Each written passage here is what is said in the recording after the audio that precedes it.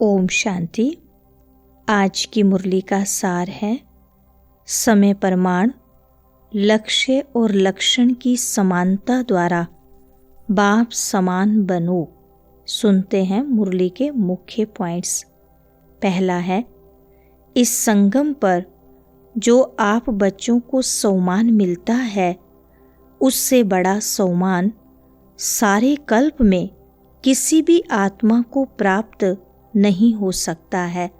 यह सम्मान अर्थात टाइटल्स स्वयं बाप दादा द्वारा मिले हैं, परमात्मा द्वारा सम्मान प्राप्त हैं।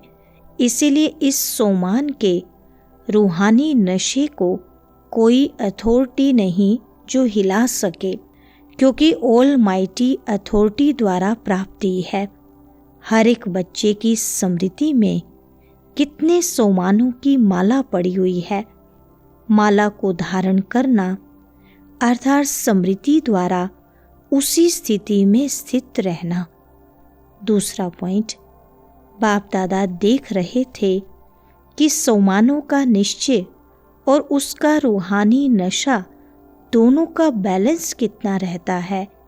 निश्चय है नॉलेजफुल बनना और रूहानी नशा है पावरफुल बनना।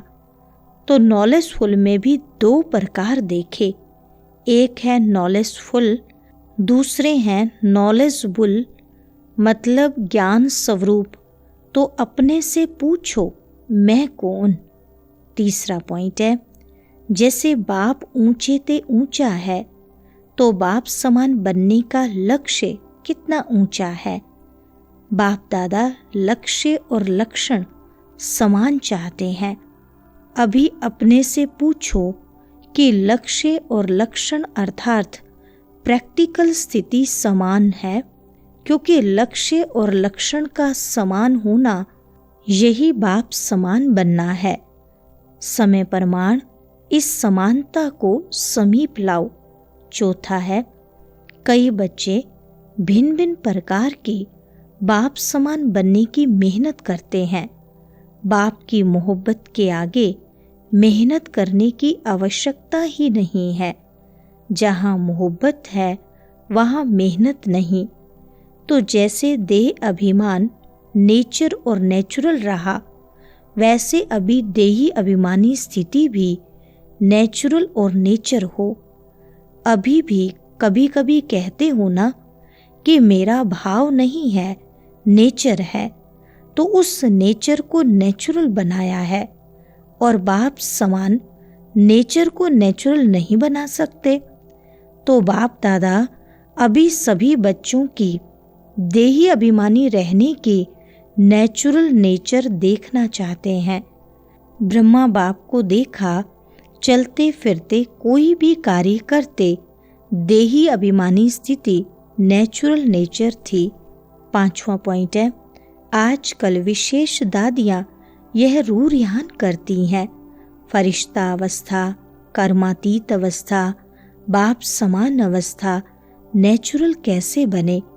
तो फरिश्ता बनना व निराकारी कर्मातीत अवस्था बनने का विशेष साधन है निरअहंकारी बनना। निरअहंकारी ही निराकारी बन सकता है। इसलिए बाप ने ब्रह्मा द्वारा लास्ट मंत्र निराकारी के साथ निरअहंकारी कहा। बाप दादा सिर्फ छोटा सा सहज पुरुषार्थ बताते हैं कि सदा मन वचन कर्म संबंध संपर्क में लास्ट 3 शब्दों का निराकारी निरअहंकारी निर्विकारी सदा याद रखो।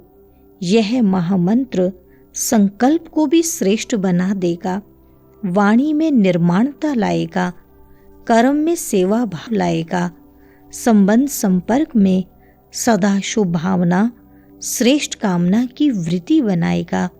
छठा पॉइंट है, सेवा में आजकल भिन्न भिन्न कोर्स कराते हो, लेकिन अभी एक कोर्स रह गया है। वह है हर आत्मा में जो शक्ति चाहिए वह फोर्स का कोर्स कराना।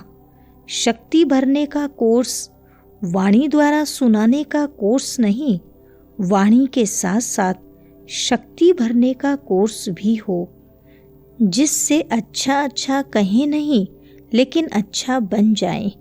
यह वर्णन करें कि आज मुझे शक्ति की अंजलि मिली, अंजलि भी अनुभव हो तो उन आत्माओं के लिए बहुत है।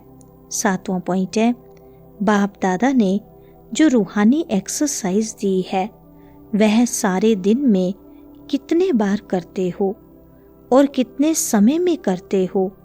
निराकारी और फरिश्ता, बाप और दादा, अभी अभी निराकारी, अभी अभी फरिश्ता स्वरूप।